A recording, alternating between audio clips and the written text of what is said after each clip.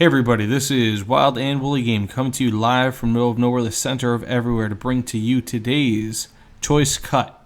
And what that cut is the T-90 main battle tank for the Russian tech tree, something a lot of people have been very excited about, but I've got some bad news for you.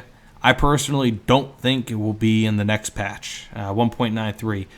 I had actually made a video about that and released it very briefly, showing why I thought it would be in 1.93.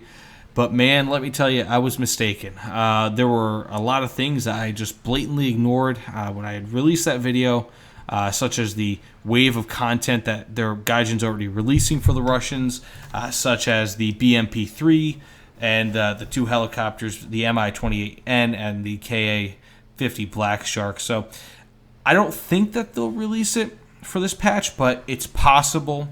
It's possible that it will be a very Russian-centric patch. They haven't released the patch name yet, so I can't really comment as to whether or not I think it will be. I think it's pretty unlikely, and more likely than not, if it won't be in this patch, it'll be in one of the two patches afterwards. I don't know, but anyways, whenever it gets released, I'm hoping for 1.93. Genuinely, I think it'll be a really interesting tank to mix things up at the top tier, especially, and this is big news, I'll link this down at the bottom because I did make a quick video about this. Gaijin is releasing, or they're changing the BR ratings, at least for tanks, to 10.3 rather than just 10.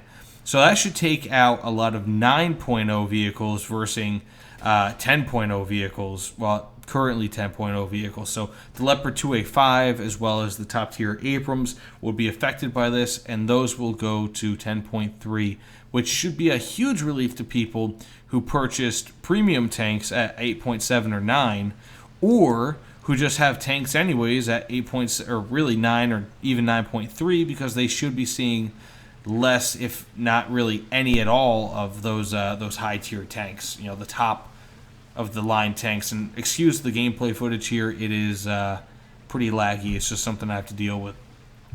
So that being said, with these new BR changes, this is the perfect opportunity for the T-90 really to swoop in. And that's the main reason why I thought maybe it'll be in the 1.93 patch, and why I still have some hope for it. Do I think it will be in it? In light of extra evidence, probably not. But again, if this is a Russian-centric patch and they're pushing to increase the BR, especially for tanks, I am not going to discount it as a possibility. I really think it's possible, pretty unlikely. I think it'll likely be in one of the two patches afterwards. But again, I'm not really calling the shots for Gaijin, and I don't know for sure. But that being said, what can we expect from the T-90? So there's really three main variants of it, two of which are fairly similar, and one of which is just really modern compared to the others. So you have the T-90, the T-90A, and you also have the T-90M. Well, really you have the AM and the T-90M as well. So I guess 4 variants. So the T-90 is just the basic model that you'll see, and that's probably what we'll end up seeing in the beginning. It might be a 9.7, might be a 10, tough to tell, but it will likely be the first of the tanks put in. I mean, they might even put in a T-90 and a T-90M in the game at the same time, but it's tough to say. So what are the differences here? So I'll be reading off a spec sheet real quick just to kind of give you an idea of what you might want to expect in the game. And they did already have the T-90 tank in the game for an April Fool's event. I believe it was in 2017, but it was that's probably not going to be near what we're going to actually see in game. So for comparison, the T-80, which is already in game, has a top speed of about 70 kilometers per hour in real life. The T-90 is actually slower. It only has a top speed of 60. So it will be outclassed by a lot of higher tier tanks in terms of speed, and even by the T-80, its brother, I guess you could say. And another thing that it does have is, so with the T-90 and the T-90A, you have the 2A46M 125mm smoothbore gun, which, if I'm not mistaken, is also on the T-80 tank. But in the T90M, you have the 282 1M 125 millimeter smoothbore gun, which should be a pretty substantial upgrade, if not in basic penetration, in terms of ammo variants. And I fully expect there to be some crazy ammo variant with the T90M gun as opposed to the regular T90 or the T90A. So to get into it, what can you expect with armor penetration? So the regular T90, while it's impressive, is not incredible. So people regard the Leopard 2A5 as nigh but invulnerable, largely because of the cheek armor. And the T90 will have 800 to 830 millimeters of effective armor versus APF SDS rounds, whereas it'll have 1150 to 1350 millimeters of armor pen versus heat rounds. Again, this is estimated for real life. Take it as you will, and that's because of the Contact 5 armor that it has.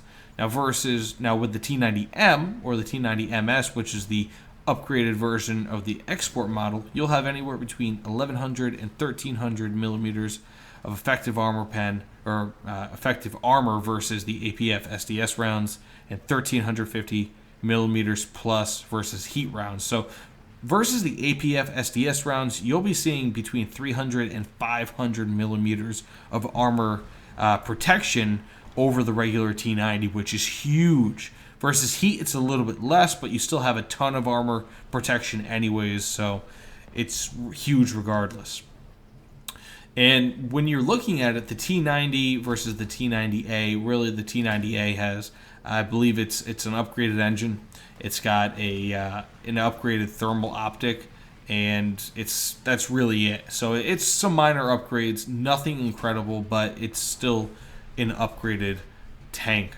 Now with the T90M, that's where the game changes. You'll be getting, it's a brand new modernization of it, and they're making it from basically scratch. So they're not retrofitting tanks to be in the T90M model. More so, they're just building them as T90Ms rather than the T90AM, which is just retrofitted T90As. So the T90Ms will, as I said before, have the 2A82 1M gun, which is the same as in the T-14 Armata.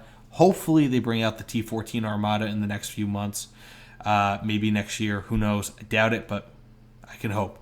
It'll also have the same fire control system as in the T-14 Armata. So it will also be upgraded with Afghana APS and Relict ERA. The Afghana APS should protect from the from APF SDS rounds a bit better.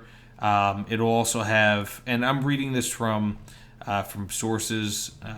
These are cited sources on the Wikipedia page. I'm not afraid to admit that. The upgrades will also be aimed at improving network-centric warfare capabilities and coordination with Armata project vehicles, which is huge. And I think that also opens the door for the Armata to not be released in the same patch as the T90M, but maybe in a patch or two after it, hopefully in the next year, hopefully by 2020, maybe 2021, 2022.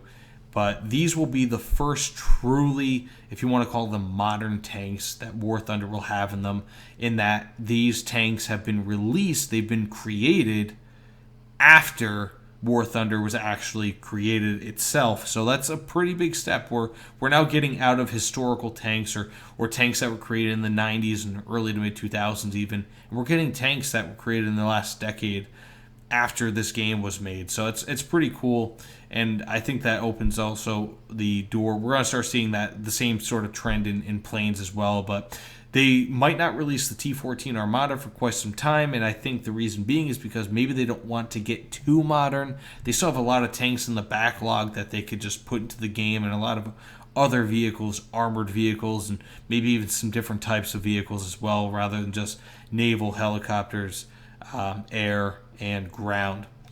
Anyways, tell me what you think. Do you want to see the T-14 or, my apologies, the T-90? What variants do you want to see? When do you think that they're going to be in the game? I mean, these are huge questions as to this game, and a lot of Russian players love their tanks for good reason. Russian tanks are they're world renowned. They've got tons of them, you know. So yeah, I mean, just tell me what you think. Leave a comment below. Remember, like, comment, subscribe, and keep cool, guys. I really want to know what you guys think. Either way, this has been Wild and Woolly Gaming, signing out, flying in the skies, whatever the heck I want to say, and see you guys later. Have a nice night, guys. Take care.